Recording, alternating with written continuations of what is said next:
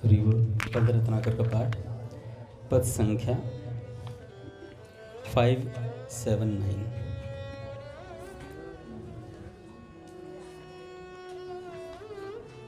पद संख्या 579।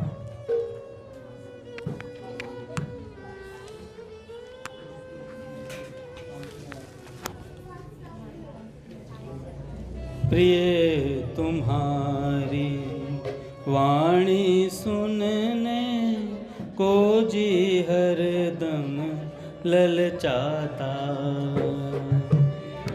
तुम्हारी वाणी सुनने को जी हरदम ललचाता। प्रिय तुम्हारी वाणी सुनने को जी हरदम ललचाता। प्रिय तुम्हारी वाणी सुनने को जी हरदम ललचाता।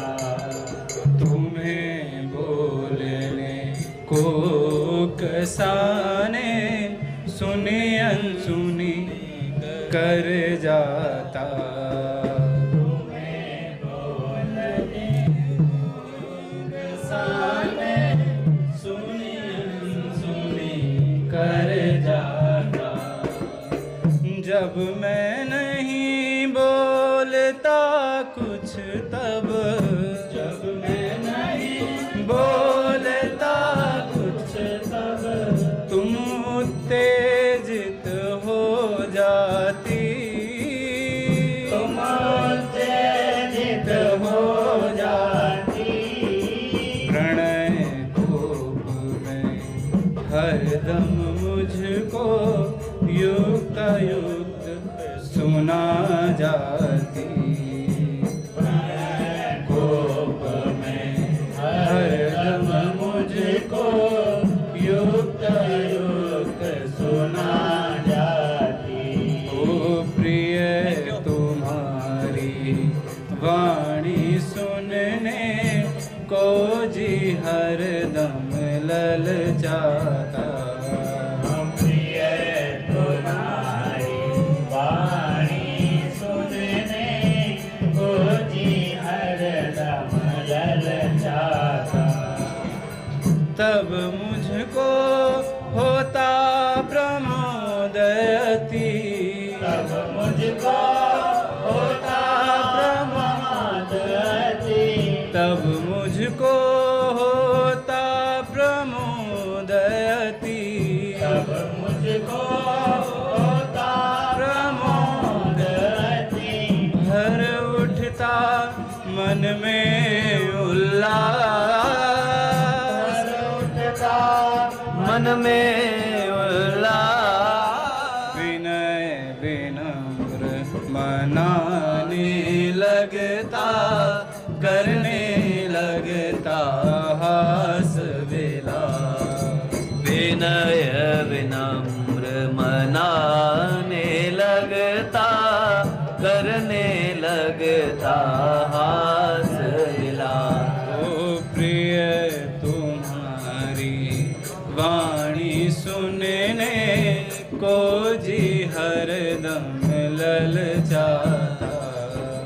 प्रिय तुम्हारी वाणी सुनने को जी हरदम ललचाता। तब तुम प्रेम सुधारस पूरित, तब तुम प्रेम सदा रस पूरित। हे नाथ, हे नाथ, हे नाथ, हे नाथ।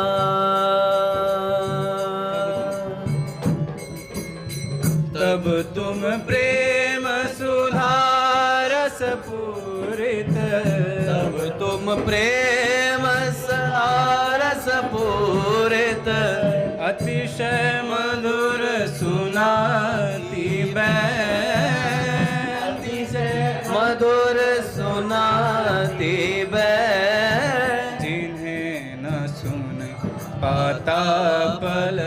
भर तो उठता व्याकुल बेचैन। जिन्हें न सुन पाता पल भर तो उठता बिल्कुल बेचैन। ओ प्रिय तुम्हारी वाणी सुनने को जी हरदम ललचाता। प्रिय तुम्हारी वाणी सुनने को जी हरदम ललचाता। बोलिए राधा माधव सरकार की जय। पूज्य श्री भाई जी महाराज की जय। पूज्य श्री राधा बाबा की जय। पूज्य मैया की जय। अपने प्यारे भैया की जय। पूज्य दादा की जय। भक्तवत्सल भगवान की जय। बड़े सौभाग्य का क्षण है कि आज भी हमें सत्संग और कीर्तन का परम लाभ प्राप्त हो रहा है। पहले सेठ जी की कुछ बातें, उसके बाद एक भक्त का चरित्र। देखो वे भाई जी का बड़ा सुंदर पद हमने गाया। श्री जी को कहते हैं ठाकुर जी कि प्रिय तुम्हारी वाणी सुनने को जी हरदम ललचाता। कि श्री जी आपकी आवाज़ सुनने के लिए जी हरदम ललचाता रहता है। तुम्हें बोलने को उकसाने, कि आप कुछ बोलो तो इसलिए कुछ उकसाने की बात करता हूँ। सुनी सुनाई कुछ बातें आपकी अनसुनी भी कर देता हूँ। जब मैं नहीं बोलता कुछ तब तुम उत्तेजित हो जाती। जब मैं कुछ नहीं बोलता हूँ तो आप उत्तेजित हो जाती हो। प्रणय कोप में हरदम मुझको युक्त अयुक्त सुना जाती। जब आप प्रेम में क्रोध करती हैं तो कभी कुछ भी बोल देती हैं। तब मुझको होता प्रमोद अति, भर उठता मन में उल्लास। तब ठाकुर जी कहते हैं फिर मुझे अति आनंद आता है। विनय विनम्र मनाने लगता, करने लगता हास विलास। आपको मनाने लगता हूँ, कुछ हंसी चुटकुले छोड़ता हूँ बढ़िया बढ़िया। तब तुम प्रेम सुधा रस पूरित, अतिशय मधुर सुनाती बैन। जिन्हें न सुन पाता पल भर तो हो उठता बिल्कुल बेचैन। श्री जी से कहते हैं कि जब आपको सुनाती हैं मधुर वाणी से कुछ, तब चैन मिलता है, नहीं तो बिल्कुल बेचैन रहता हूँ। कि ठाकुर जी और श्री राधा रानी का आपस का वार्तालाप है श्री कृष्ण के प्रेम उपगार पद रत्नाकर के अंदर। ऐसे श्री जी बोलते हैं ठाकुर जी की महिमा के विषय में। तो पहले सेठ जी के कुछ वाक्य सुन लेते हैं।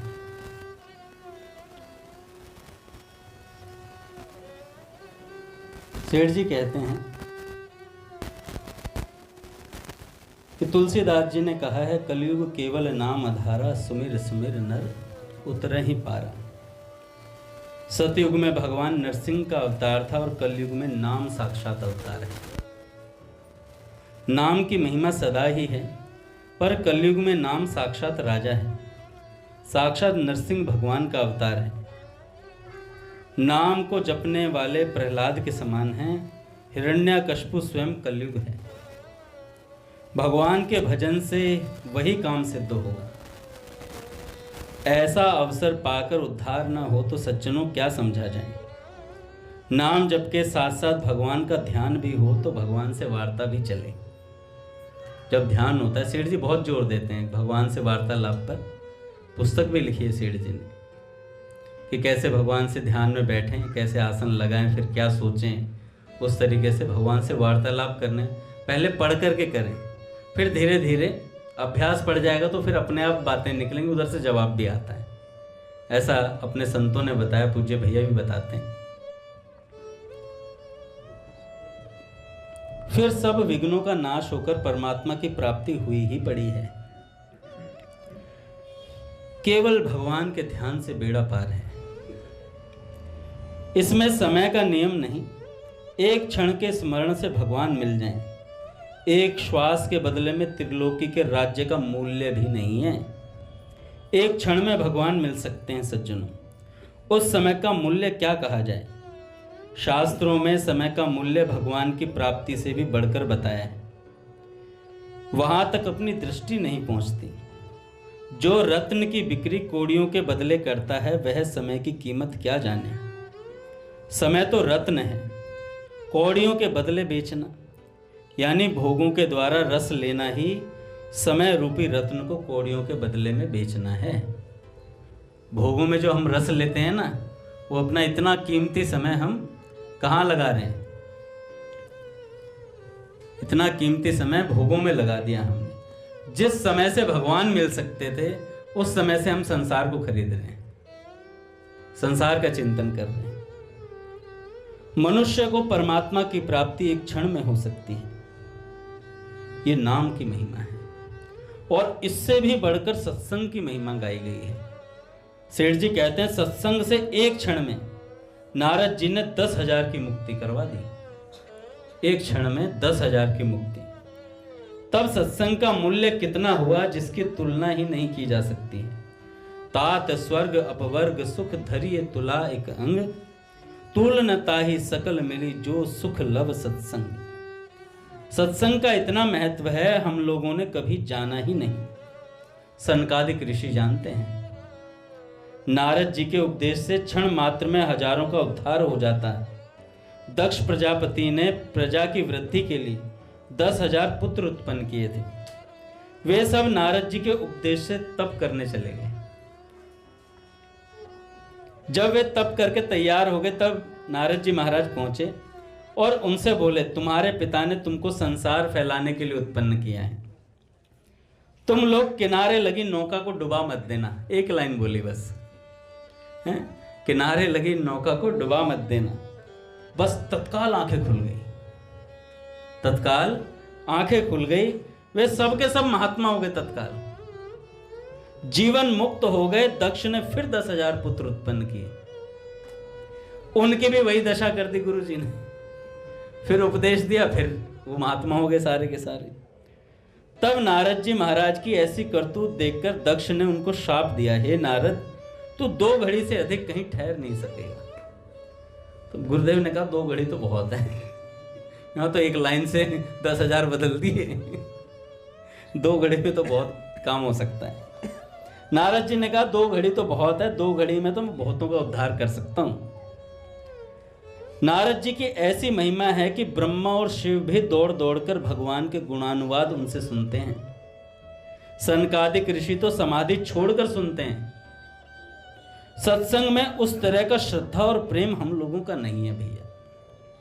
परमात्मा में श्रद्धा और प्रेम होने से, उनके गुणानुवाद सुनने से क्षण क्षण में रोमांच और नेत्रों से अश्रुधारा बहने लगती है। भगवान का नाम कानों में सुनाई देते ही आनंद की लहर आने लग जाती है। भगवान के चिंतन से, नाम कीर्तन से, गुणानुवाद से अद्भुत आनंद होने लगता है। इस मनुष्य जीवन का मूल्य केवल भगवान की प्राप्ति है। फिर पारस का तो मूल्य ही क्या है। एक विरक्त महात्मा के एक भोला मूर्ख शिष्य था। वह भजन ध्यान तो करता था, पर मूर्खता के कारण लोगों को पुत्र धन इत्यादि के लिए आशीर्वाद दे देता था। गुरु ने उससे कहा, मूर्ख, यह तू क्या करता है? तेरी ऐसी आदत कैसे पड़ गई? शिष्य ने कहा, ये लोग अन्न वस्त्र इत्यादि की सेवा करते हैं, आशीर्वाद न देने से फिर क्यों करेंगे? तब गुरुजी ने उसको एक पत्थर लाकर दिया और कहा, इसकी कीमत बाजार में जाकर करा ला, परंतु इसे किसी भाव में बेचना नहीं। शिष्य बाजार में गया। उस पत्थर का मूल्य माली ने 3 पैसे, बनिए ने 1 रुपया, कपड़े वाले ने 100 रुपये और छोटे सुनार ने 1000 और बड़े सुनार ने 10,000 रुपये और जोहरी ने उस पत्थर की कीमत लगाई 10 लाख। तब वह शिष्य आश्चर्यचकित होकर राजा के पास गया। राजा ने बड़े बड़े जौहरियों को बुलाकर उस पत्थर का मूल्य पूछा। उन जौहरियों ने कहा, हे राजन, आप अपना सारा राज्य दे डालें तो भी इस पत्थर का मूल्य नहीं चुकाया जा सकता। राजा ने उस चेले से कहा, महाराज 50 करोड़ रुपए तो मैं अभी दे सकता हूं। आप मुझे गुरु से पूछिए, आप अपने गुरु से पूछिए कि कितने में देंगे। जितने मांगेंगे उतने रुपए दे दूंगा मैं। शिष्य गुरुजी के पास गया। गुरुजी ने कहा इसको लोहे के छुआ के देख बेटा। वो जो पत्थर था उसे लोहे के छुआ। लोहे के छुआने के साथ ही वह लोहा सोना बन गया। वो क्या था? पारसमणि था। तब गुरुजी ने कहा इसको जितने में बेचो ठगाई ही होगी। जितने में बेचा जाएगा तो ठगा ही जाएगा बेटा। अब जा इसको गंगा जी में फेंक दे। यह चीज गुप्त रखने की है। लोगों को मालूम हो जाएगा तो वे लड़कर मर जाएंगे आपस में। हम इसका बोझा ढोकर क्या करेंगे? शिष्य ने वह पत्थर फेंका, मतलब शिष्य से वो पत्थर नहीं फेंका गया।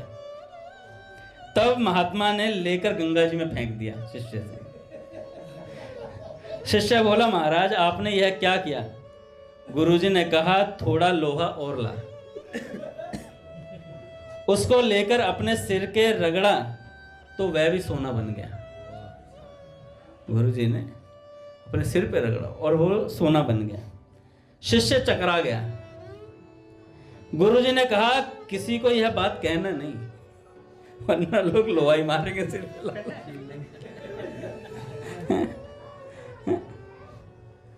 किसी को बताना नहीं, नहीं तो लोग हमारा सिर फोड़ देंगे। मूर्ख, तू तो इसको 3 पैसे में बेचने को तैयार हो गया था। समय अमूल्य है सज्जनों। समय को ऐसा बना लो कि शरीर वाणी पारस हो जाए। आपकी शरीर और वाणी पारस हो जाए, ऐसी योग्यता हो जाए, उसकी दया दृष्टि से पापी भी मुक्त हो जाए।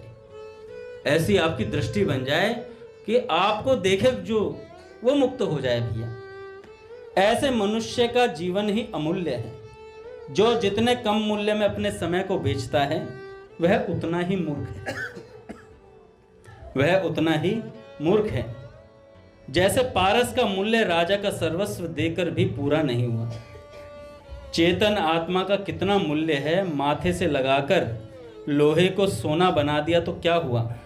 वाणी के द्वारा वृक्ष को कल्प वृक्ष बना दिया। पत्थर को पारस बना दिया तो क्या हुआ? महान विलक्षण पुरुष के दर्शन, भाषण, स्पर्श और उसकी दया दृष्टि से पापी पुरुष भी परमात्मा को प्राप्त हो जाते हैं। भैया ये सब तो छोटी बातें हैं कि माथे से लगा करके सोना बना दिया, पारस से सोना बना दिया। महाराज जी तो कह रहे हैं कि अगर महापुरुषों की दया दृष्टि पड़ जाए किसी जीव पर, उसे तत्काल परमात्मा की प्राप्ति करा सकते हैं। ऐसा सामर्थ्य होता है महात्माओं में। लाखों बार ब्रह्मा होने पर भी संसार के दुखों से पिंड नहीं छूटता। लाखों बार ब्रह्मा होने पर भी। वो श्लोक है ना, आ ब्रह्म भुवनान लोका पुनरावर्तनो अर्जुन। दोबारा आना पड़ता है ब्रह्म लोक से भी। सज्जनों, हम ऐसे बन सकते हैं जिससे स्वयं को तथा लाखों मनुष्यों को हम तार सकते हैं और भगवत प्राप्ति करा सकते हैं।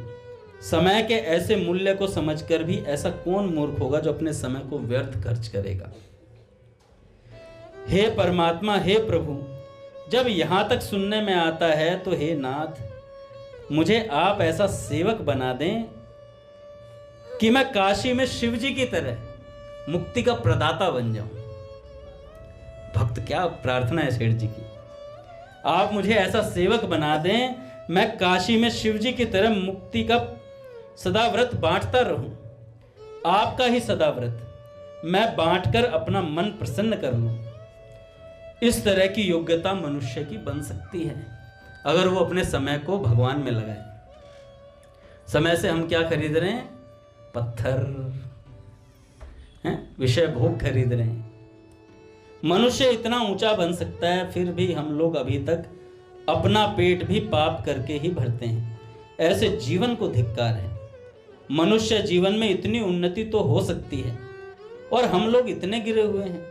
मनुष्य शरीर में आकर नीच योनियों में जाना पड़े, उसको धिक्कार है भैया। जहां योग्यता है, जहां साधन है, जहां उपाय है, वहां से जो नीचे गिरता है उसको बारंबार धिक्कार है। मनुष्य का जीवन जीते हुए ही काम में आता है। पशु का शरीर तो मरने के बाद भी काम में आता है। मनुष्य का शरीर नहीं आता मरने के बाद काम, जबकि जानवर का काम आता है। मनुष्य का हाड़, मांस, चमड़ी कुछ भी काम में नहीं आता, राख होकर उड़ जाएगी। जब तक यह राख नहीं उड़े उससे पहले पहले सज्जनों अपना काम बना लो। जिस काम के लिए आए हो उसे पूरा कर लो, चूको मत। सब काम धरे रहने दो, बस यह एक काम पूरा कर लो, अन्यथा तुम्हारी क्या दशा होगी मैं नहीं जानता। कौन सी योनियों में तुम्हें गिरना पड़ेगा। बद्रीनाथ के पहाड़ों से कोई गिरे तो उसको उठाने वाला भी मिल सकता है। बद्रीनाथ के पहाड़ों से कोई गिरे तो उसे उठाने वाला भी कोई मिल सकता है, पर मनुष्य शरीर से गिरे हुए को उठाने वाले नहीं मिलते हैं। उत्तरोत्तर उन्नति करो सज्जनों। आपकी दृष्टि में जो आवश्यक से आवश्यक संसारिक कार्य है वे चूल्हे में जाएं। सेठ जी कहते हैं वे चूल्हे में जाएं। तुम मर जाओगे तो उस कार्य को दूसरा व्यक्ति कर लेगा। तुम्हारे बिना नहीं होवे तो मत होए, मतलब तुम्हारे बिना नहीं होते तो ना होए, परंतु तुम्हारी मृत्यु आ जाए और तुम दूसरी योनि में गिर गए तो तुम्हारा उद्धार करने वाला कोई नहीं मिलेगा। तुम्हें सब स्वार्थ के मित्र हैं, क्यों अपने जीवन को धूल में मिलाते हो। कोई लाख रुपया कमाता है और उसमें अपना समय लगाता है तो वह पशु से भी अधिक गया बीता है। पत्थर ही ढोता है, पत्थर और सोना चांदी सब पृथ्वी से ही निकलते हैं सज्जनों। वजन दोनों में ही है। 10 करोड़ कमाया और मरकर कुत्ता बन गए तो वह धन तुम्हारे किस काम का। इस भौतिक उन्नति का एक पैसा भी मूल्य नहीं है। जिस प्रकार स्वप्न की उन्नति जागृत में कुछ भी काम नहीं आती, जैसे भिखमंगा स्वप्न में करोड़पति हो जाए तो जागते फिर रोडपति है। वास्तव में तो वह भिखमंगा ही है। ऐसे ही ये सब चीजें यहां ही रहने वाली हैं। जैसे ही सपना टूटेगा सब खत्म, एक पाई भी साथ जाने वाली नहीं। जो ले जाना चाहे वह ले जा भी सकता है। बुद्धिमान मनुष्य कोई वस्तु कहीं भेजना चाहे तो वह पार्सल या रजिस्ट्री द्वारा भेज सकता है। यों का यों नहीं जा सकता, परंतु डाक द्वारा जा सकता है। उस तन मन धन को दुखी अनाथों की सेवा में लगाना ही परलोक में पहुंचाने का मार्ग है। अब आप यहां के धन को वहां पहुंचा सकते हो क्या? नहीं पहुंचा सकते, पर पहुंचाने का तरीका है। अगर इसे सेवा में लगा दिया जाए, सेवा में लगा दिया जाए। पट खुलेंगे महाराज। श्री राम जय राम, जय जय राम।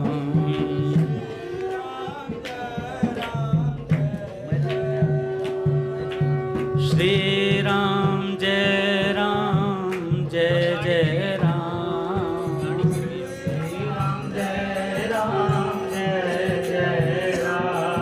श्री राम जय राम, जय जय राम। श्री राम जय राम, जय जय श्यामा, जय जय श्याम, जय जय श्यामा, जय जय श्याम, जय जय श्री वृंदावन धाम, जय जय श्री वृंदावन धाम। बोलिए राधा माधव सरकार की जय।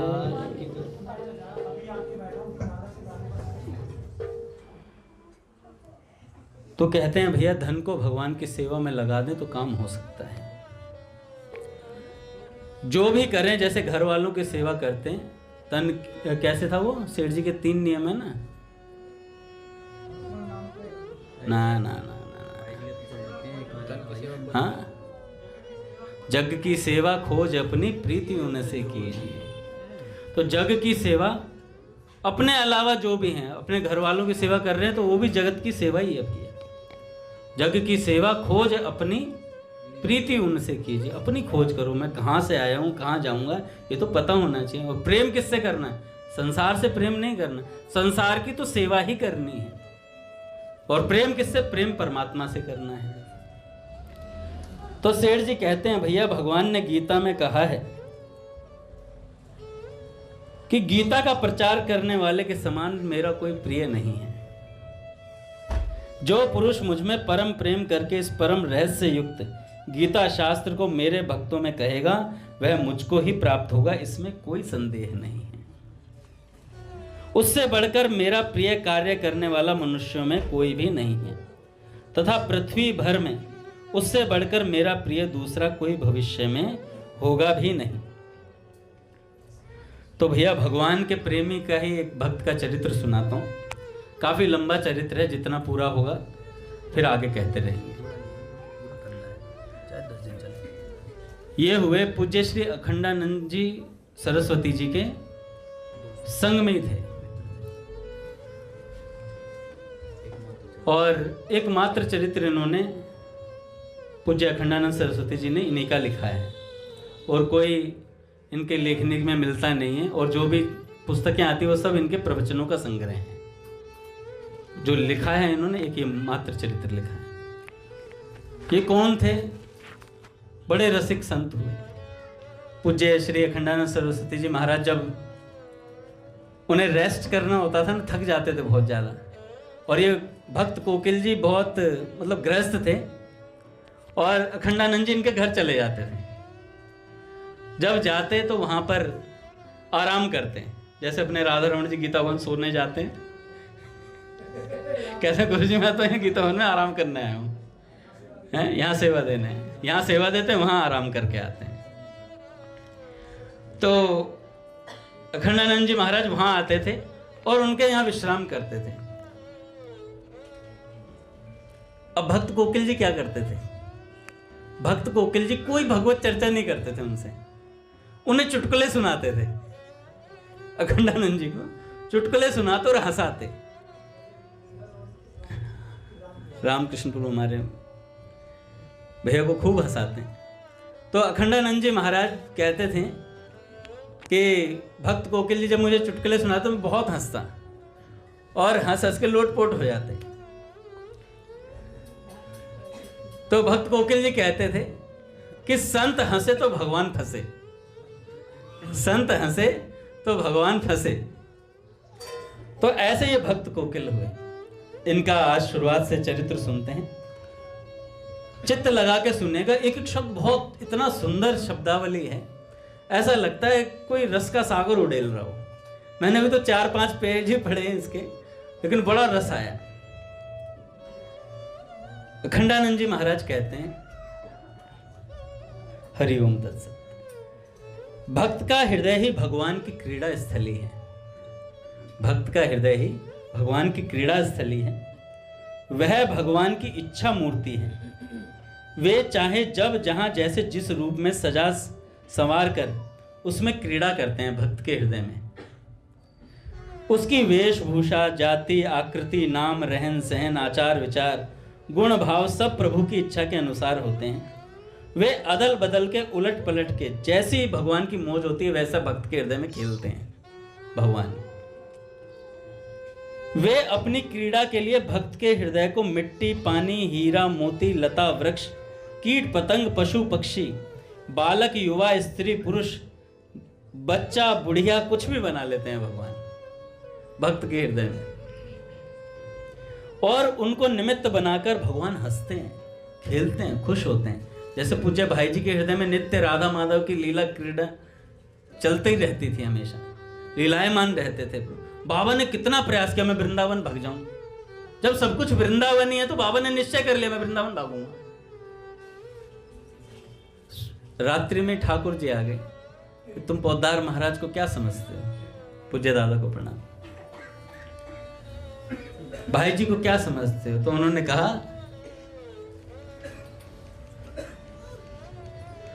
ठाकुर जी ने कहा राधा, पूज्य राधा बाबा से कि ये सचल वृंदावन है, कहां वृंदावन भागने का प्रयास कर रहे हो? तुम्हारे साथ चलते फिरते वृंदावन। तब से बाबा ने नियम ले लिया, बाबा ने नियम लिया कि मैं बाबूजी के साथ ही रहूंगा, भाई जी के साथ। और दिन भर में एक बार दर्शन करते थे पूज्य बाबा, पूज्य श्री भाई जी का। और जब भाई जी चले गए तो वहीं समाधि के सामने टीन शेड में रहे। दादा आज एक विलक्षण बात पता चली, भरत भैया ने मेरे से पूछा था बहुत गीता वाटिका में कि हमेशा श्री जी के आसपास ना ललिता और विशाखा रहती हैं, ललिता विशाखा रहती हैं दाएं और बाएं, पर वाटिका में जाओगे तो बाबा के पीछे जो श्री जी हैं तो इधर चंपकलता जी हैं, इधर ललिता जी हैं। तो चंपकलता जी पास में क्यों है? ललिता विशाखा रहना चाहिए। तो भैया ये बंका जी का भाव था। पूज्य बाबा ने श्री चंपकलता जी का भाव बंका जी को प्रदान किया था। तो बंका जी ने जब पूज्य बाबा चले गए तो बाबा का समाधि मंदिर बन रहा था, नेह निकुंज बन रहा था, तो पीछे श्री जी और अष्ट सखियां विराजित होनी थी। तो पूज्य बंका जी ने पूज्य बाल कृष्णदास जी महाराज जी से कहा कि महाराज जी मेरा ऐसा भाव है कि श्री जी के बगल में श्री चंपकलता जी हों, क्योंकि मेरा सदा से ये भाव रहा कि श्री जी के पास रहूं मैं। और तो महाराज जी ने कहा भाई देखो भाव तो ये है कि ललिता विशाखा रहती हैं। तो उन्होंने कहा कि आप प्रार्थना करो। तो उन्होंने मां त्रिपुर सुंदरी से प्रार्थना करी पूज्य श्री बंका जी ने। अब क्या हुआ, जो आप अष्ट सखियां देखेंगे तो ऐसे बनवाए गए थे चित्र जिससे सारी सखियों के नेत्र श्री जी की तरफ हों। इधर की 4 सखियों के श्री जी की तरफ, इधर की 4 सखियों के श्री जी की तरफ। अब क्या हुआ, उनमें से बनाना तो विशाखा जी का था, बन गया उनके नेत्र इधर करते हुए चंपकलता जी का। तो फिर उन्होंने कहा यार अब ये 5 तो हो नहीं सकती इधर, तो ये चंपकलता जी को लगाना मतलब फिट करना पड़ेगा श्री जी के बगल में। तो उस भाव से चंपकलता जी वाटिका में नैन कुंज के पीछे श्री जी के साथ में है। कितना सुंदर भाव था। और उन्होंने कहा, महाराज जी ने बोला बंका जी आपकी प्रार्थना स्वीकार कर ली है मां त्रिपुर सुंदरी ने कि चंपकलता जी श्री जी के बगल में है वहां पर। आज मैं पढ़ रहा था, मैंने कहा यार ये बात पूछी थी किसी ने मुझसे, मैंने तुरंत भरत भैया को फोन मिलाया, मैंने कहा भरत भैया सॉल्यूशन मिल गया उस बात का। तो ऐसे महापुरुषों की कामनाओं को भैया कहते हैं सिद्ध जगत पूरा करता है। तो ये जो भक्त कोकिल हुए, कहते हैं खंडानंद जी कि भगवान भक्त के हृदय को क्रीड़ा स्थली बना करके खेलते हैं।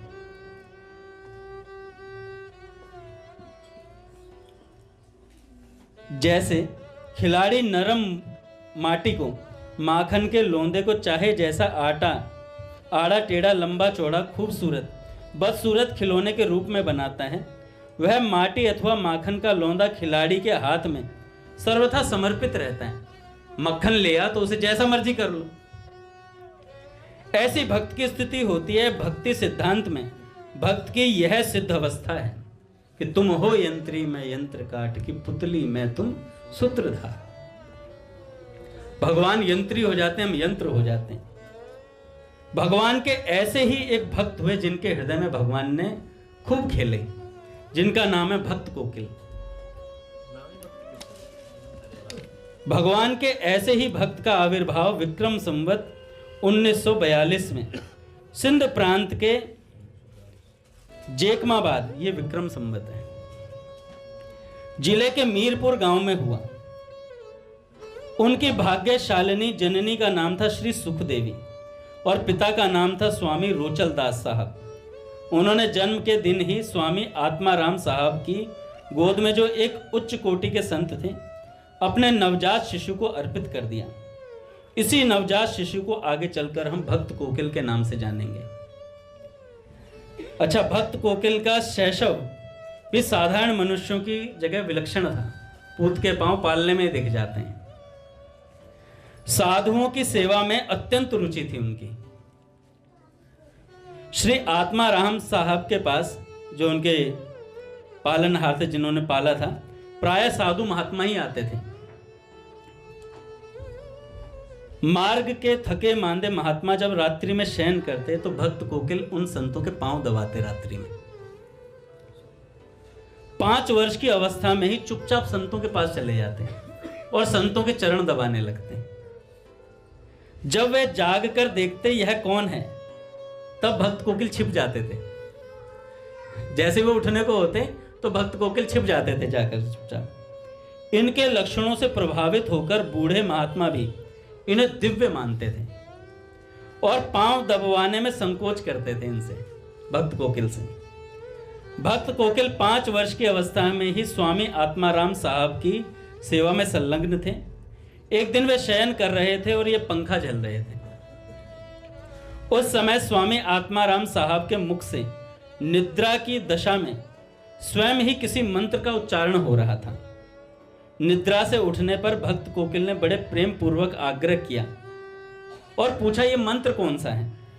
स्वामी आत्माराम जी ने कहा, बेटा, समय आने पर यह तुम्हें स्वयं सिद्ध हो जाएगा। भक्त कोकिल 5 वर्ष की अवस्था में ही पाठशाला में भेजे गए पढ़ने के लिए। जब अध्यापक ने पट्टी पर वर्णमाला का पाठ पढ़ाना चाहा, तब आप बोले। अध्यापक पढ़ाना चाह रहे थे वर्णमाला, और भक्त कोकिल क्या कहते हैं, पहले आप भगवान श्री रामचंद्र की लीला कथा सुन लीजिए, फिर प्रारंभ कीजिए पढ़ाना मुझे। अध्यापक से कहते हैं, पहले आप राम जी की लीला सुनिए, उसके बाद मुझे पढ़ाना। आपने अपनी तोतली बोली में अध्यापक जी को पहले भगवान राम की कथा सुनाई, फिर पीछे वर्णमाला की शिक्षा ग्रहण की। यह बात उस पाठशाला के अध्यापक पमन दास जी स्वयं कहा करते थे। सिंधी भाषा का उस पाठशाला में आपने केवल 4-5 दिन तक अध्ययन किया। स्वयं स्वामी आत्माराम साहब ने हिंदी और संस्कृत की शिक्षा दी और एक मौलवी साहब ने 5-7 दिनों तक फारसी की शिक्षा दी भक्त कोकिल को। कुल 2 महीने में ही आपने अनेक भाषाओं का अभ्यास कर लिया। 2 महीने में आपकी प्रतिभा देखकर पढ़ाने वाले आश्चर्य से चकित रह जाते थे। मौलवी साहब ने तो कहा,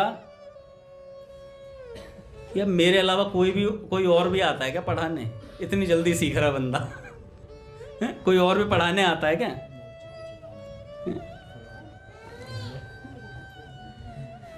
परंतु उन्हें पढ़ाने वाले की अपेक्षा नहीं थी, क्योंकि भक्त तो मोर तो चिते चिताए आते हैं भैया। एक दिन स्वामी आत्माराम साहब जी शयन कर रहे थे और भक्त कोकिल पंखा झल रहे थे। पास में ही श्री हनुमान नाटक की पुस्तक रखी थी। स्वामी जी बाल सन्यासी, तपस्वी, त्यागी एवं आत्मनिष्ठ थे।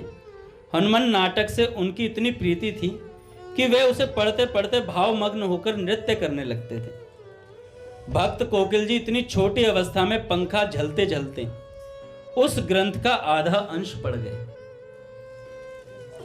जागने पर स्वामी जी ने आश्चर्यचकित होकर उन्हें हृदय से लगा लिया और कहा, इतनी देर में तो मैं इतना नहीं पढ़ सकता भैया, तू कैसे पढ़ गया?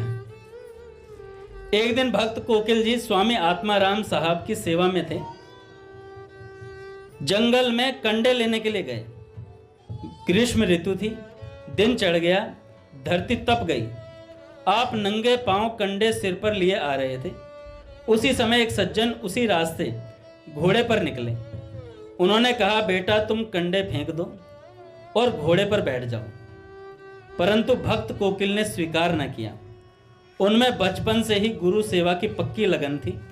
उसी समय बादल घिराए और वर्षा होने लगी भैया। भगवान जिसके साथ खेलना चाहते हैं ना, प्रारंभ से ही उसके जीवन निर्माण पर एक सजग दृष्टि रखते हैं भगवान। उसके अंतःकरण में कोई और रंग ना चढ़ने पावे, संसार की किसी वस्तु या व्यक्ति में उसकी ममत्व ना हो जाए, इसलिए भगवान उसका बहुत ध्यान रखते हैं, पल पल पर समझाते हैं। एक महात्मा का बताता हूँ, याद आ गया मुझे इसी बीच में। एक बार एक महात्मा नाव में बैठे। जब नाव में बैठ गए तो जैसे लोग होते हैं ना, बहुत लोग मजाक उड़ाते हैं, तो महात्मा जी मुंडित थे। तो कुछ लोगों ने कहा, मन तो कर रहा है इसकी टांट पर जूते मारूं। वो बैठे हुए थे नाव में, उन्होंने कहा, अच्छा कहा ही नहीं, मारने भी लगे। जब मारने लगे, देखो भैया भक्तों की अलग अलग कोटि होती है, कोई प्रतिकार करता, कोई नहीं करता है। तो उन्होंने कुछ नहीं कहा, उन्होंने मारा, कुछ नहीं कहा। पर भैया भगवान को बहुत बुरा लगा। भगवान ने उन संत से कहा, क्या नाव को पलट दूं? तेरे पर इतना अत्याचार किया, क्या नाव को पलट दूं? तो उन्होंने कहा, भगवान नाव ने क्या बुरा किया है तुम्हारा? नाव ने कुछ थोड़े ही ना कहा है। नाव पलट कर क्या होगा भगवान? अगर पलटना ही चाहते तो इनकी बुद्धि पलट दो। पलटना ही चाहते हो तो इनकी बुद्धि पलट दो और भगवान में लगा दो, इन्हें अपने में लगा लो। भाई संत की बात बड़ी सटीक थी। कई बार क्या होता है ना, एक अहंकार जैसी चीज होती है भीतर, वो किसी को भी आ जाती है ना। थोड़े दिन ज्यादा सत्संग पढ़ लिया तो भीतर हो गया मेरे से बड़ा कोई सत्संगी नहीं, है ना। थोड़े दिन नाम जप ज्यादा कर लिया, हमसे बड़ा कोई नाम जापक नहीं। सब किसी भी चीज का अहंकार कभी भी आ जाता है। पर क्या होता है, जरा सी चोट ना, इसलिए बड़ा सावधान रहना चाहिए साधक को। एक बार एक त्यागी वैरागी महात्मा थे, प्रहलाद जी। अखंडानंद जी महाराज कहते मेरे मित्र ही थे। तो वो किसी साधु के पास गए। अच्छा, उनकी क्या थी, उन वैरागी जी की एक बड़ी बुरी आदत थी। वो क्या तंबाकू खाते थे और उसे फिर थूकते थे। तो जिन साधु के यहाँ गए, वो वैरागी साधु गए, तो उनकी कुटिया में, दूसरे साधु की कुटिया में उन्होंने थूक दिया।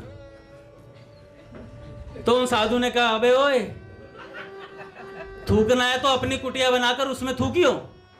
वो ऐसी बात लगी, अहंकार पे चोट लगी। नहीं तो इसे इग्नोर कर कर अपना भजन में जीवन व्यतीत कर सकते थे, पर ऐसी चोट लगी दादा। उसने कहा अब तो कुटिया ही बनेगी। तत्काल लखनऊ गए, वहां पर जाकर भक्ति का प्रचार करना शुरू किया। तो एक चेला बन गया बड़ा अमीर घर का। तो उसने क्या किया, 1 लाख रुपए दिया उस समय। तो उन्होंने कंखल में एक आश्रम बनाया तो आश्रम, नाम रखा उसका कुटिया। नाम रखा उसका कुटिया है? और महाराज फिर वहां रहने लगे।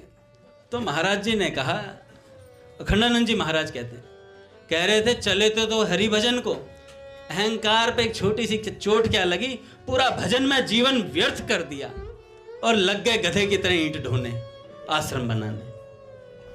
जरा सी चोट नहीं झेलती। उस समय सहन कर जाते तो आश्रम की जगह भगवान मिलते, गधे की तरह ईंटें नहीं गिननी पड़ती। मैं पढ़ रहा था, मैंने कहा यार ये महात्मा लोग कहां से ऐसी बातें निकाल के लाते हैं। उनके अपने जीवन के अनुभव है, आसपास के जो महात्मा रहते थे वहां से सीखे। तो ये जो भक्त कोकिल थे भैया, भगवान जिनके साथ खेलना चाहते हैं ना, उनकी बड़ी देख रेख करते हैं। तो भक्त कोकिल को शुरू से ही बहुत देख रेख करी भगवान ने, कहीं इनकी ममता ना हो जाए, कहीं उलझ ना जाए, इसका स्वयं ही बिना किसी याचना साधना प्रार्थना के ध्यान रखते थे भगवान उनका। कई भक्त कहते हैं भगवान तो जब भी मिलते हैं कृपा से मिलते हैं। बात सत्य है। खंडानंद जी महाराज कहते हैं बात बिल्कुल सत्य है, भगवान कृपा से ही मिलते हैं।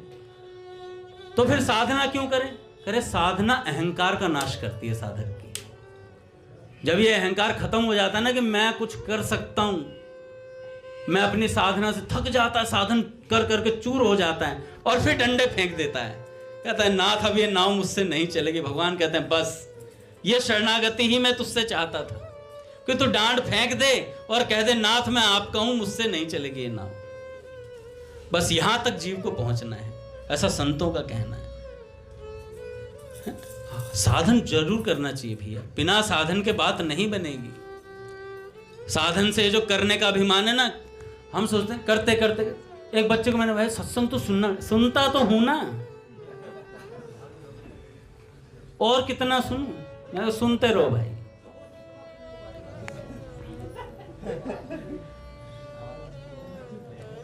तो भगवान क्या करते हैं, बिल्कुल ध्यान रखते हैं साधक का, किसी ना किसी को छोड़ देंगे। जैसे मैं दादा के साथ रहूंगा, अगर मैं उच्छृंखलता करूंगा ना, ऐसे महापुरुष से हमें बांध देंगे जो हमारी नकेल कसे रखेंगे। बार बार दादा कहें अंगद दास कुछ ज्यादा बोल गया सत्संग में, थोड़ा धीरे हो, थोड़ा धीरे हो, है ना। टाइट करते हैं पेंच, नहीं तो हम तो खुले सांड हैं। सच बता रहा हूं, अगर कोई बांधने वाला ना मिले तो हम बंधे नहीं हैं? ये तो भगवान और संतों की कृपा है जो बंधे हुए हैं। साधक कभी स्वतंत्र नहीं होता, वो सदा गुरुदेव के परतंत्रता को स्वीकार करके अपना जीवन भगवान की ओर ले जाता है। फिर उसे ले जाने की भी जरूरत नहीं है, भगवान तक तो भगवान गुरुदेव अपने आप पहुंचा देते हैं, बस उनके आश्रय में पड़ा रहे जी। तो भगवान ने सारी प्रार्थना उनकी स्वीकार करी, उनकी रक्षा करते रहे। इनके पिता श्री रोचल दास जी साहब बड़े ही गुरु भक्त और सत्संग के उदार वेत्ता थे, उदार चेता थे। वे अपना वेतन अपने वस्त्र तक गरीबों को दे दिया करते थे। भक्त कोकिल के जो पिताजी थे, भक्त कोकिल जी की 6 वर्ष की अवस्था में ही उनके पिताजी भगवत धाम चले गए। अंत समय में उन्होंने अपना सब कुछ गरीबों को बांट दिया, अपने बच्चों के लिए कुछ नहीं छोड़ा। स्वामी आत्माराम जी ने कहा, तुम सब कुछ लुटा देते हो, बच्चों के लिए कुछ नहीं छोड़ते। वे बोले, मैंने इन बच्चों का प्रारब्ध तो नहीं लुटाया भैया, मैंने इन बच्चों का प्रारब्ध नहीं लुटाया है, ईश्वर सबकी रक्षा करता है। उनके पिताजी ने आत्माराम जी जो संत थे उनसे ये बात कही। अब भक्त कोकिल जी एकमात्र अवलंब स्वामी आत्माराम साहब रह गए थे। भक्त कोकिल के निरंतर भक्त कोकिल उनकी सेवा में रहते थे। दादा आ रहे ना भैया। प्रीति की धारा सिमटकर एक और बहने लगी। स्वामी आत्माराम जी भक्त कोकिल पर बड़ी कृपा और स्नेह रखते थे। अन्य शिष्यों को तो राजसी ठाट बाट देते भी थे, मतलब अन्य शिष्यों को राजसी ठाट बाट से रहने देते थे, परंतु इनके अंदर जो आत्माराम जी थे, अन्य शिष्यों को तो कहते थे भाई तुम राजपाट से रहो, आराम से खूब घूमो फिरो, लेकिन इन पर नकेल कस के रहते थे। भक्त कोकिल पर पूरा शासन करते थे। बड़े त्याग से वैराग्य, तितिक्षा, सरलता, नम्रता, सेवा आदि सद्गुणों की वृद्धि हो, इस बात को आत्माराम जी सदा ध्यान रखते थे, बिल्कुल ढिलाई नहीं देते थे। किसी के यह पूछने पर कि इनको आप वस्त्र आभूषण क्यों नहीं धारण करने देते अच्छे अच्छे, उन्होंने उत्तर दिया था, इनको मैं कुछ और ही आभूषण धारण करा रहा हूं, इनको मैं कुछ और ही आभूषण धारण करा रहा हूं। अब जैसे अपने कुछ भक्त हैं, भैया कहते हैं बेटा इस शादी में नहीं जाना, तो नहीं जाते हैं, कुल बुलाते हैं भीतर, कुछ नहीं भी कुल बुलाते जिनकी स्थिति अच्छी है। मैं तो अपने माइंड से कह रहा हूं, अपनी सोच के हिसाब से, गलत भी हो सकती है, पर वो कुल बुलाते भी रहेंगे। ये सहनाई तो भजन है भैया। पूज्य भैया को प्रणाम। तो भक्त कोकिल को इतना सहनशील बनाया आत्माराम जी ने, पूरा त्याग तितिक्षा सब भर दी उनके भीतर, सेवा ही सेवा। अब इनका वैराग्य कैसा था भक्त कोकिल का? भैया संत अमर होते हैं, क्योंकि जो सत से एक हैं वे ही संत हैं। लोगों को जो संतों की मृत्यु दिखाई पड़ती है वह तो उनकी एक लीला है, और वह किसी ना किसी विशेष प्रयोजन से होती है। भक्त जनों को बहिर्मुख से अंतर्मुख करने के लिए संत जन स्वयं ही भक्त जनों की सारी प्रीति और ममता समेटकर छिप जाते हैं। कभी कभी स्वयं भगवान ही संत और भक्त जनों के बीच में एक ऐसा पर्दा डाल देते हैं जिससे लोग उनके लिए तड़फड़ाएं और भगवान एवं संत के अधिक से अधिक निकट पहुंच जाएं। 10 वर्ष की अवस्था में ही भक्त कोकिल के सामने से स्वामी आत्माराम साहब अंतर ध्यान हो गए। स्वामी आत्माराम जी जो गुरुदेव थे वो अंतर ध्यान हो गए। इस घटना ने भक्त कोकिल को मानो झकझोर दिया। संसार की ओर से सर्वथा उन्होंने अपनी दृष्टि हटा ली। अब भक्त कोकिल जी दरबार में रहना पसंद नहीं करते थे। लोगों की आंख झपते ही, चाहे रात हो या दिन, एकांत जंगल और शमशान की ओर चले जाते थे भक्त कोकिल। भीड़ भाड़ उन्हें बिल्कुल अच्छी नहीं लगती थी। लोगों से बातचीत करने में रस नहीं आता था उन्हें। खाने पीने पहनने में रुचि नहीं रही। कभी कभी 5-7 घंटे एकांत में रहते और कभी कभी 5-5, 7-7 दिन के बाद पता लगता है भक्त कोकिल कहाँ है। स्वामी आत्माराम साहब के अंतर ध्यान होने का दुख तो बहुत था, क्योंकि इस लोक में उनके एकमात्र अवलंब वे ही थे। देखो भैया, महापुरुषों का जब चरित्र हम सुनते हैं ना, प्रारंभ में ऐसा लगता है क्या चल रहा है, फिर बाद में जब ये लीलाओं में भीतर जाते हैं ना, प्रवेश करते हैं, पहले उनके वैराग्य और इनका जो साधन काल होता है वो पता लगता है। तो ऐसा अद्भुत वैराग्य था, गुरुदेव के जाने के बाद तो एकांत में ही रहना पसंद था इन्हें। स्वामी आत्माराम साहब के अंतर ध्यान होने का दुख तो बहुत था, क्योंकि इस लोक में उनके एकमात्र अवलंब वे ही थे। परंतु उनके परम धाम गमन से पूज्य भैया आ गए।